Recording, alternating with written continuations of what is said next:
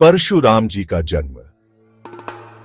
भगवान परशुराम भगवान विष्णु के छठे अवतार माने जाते हैं।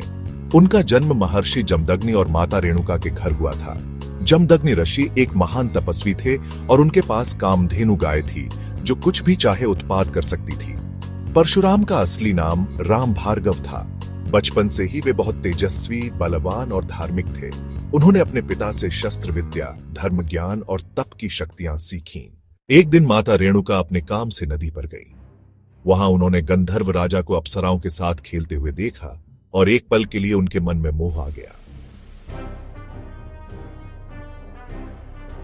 जब वो आश्रम वापस आईं, तो ऋषि जमदग्नि ने अपनी तप शक्ति से उनके मन का विचार जान लिया।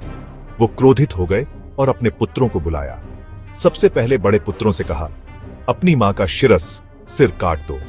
लेकिन किसी भी भाई ने अपनी मां को मारने से मना कर दिया। अंत में जमदग्नि ने राम को बुलाया, जो परशुराम कहलाए।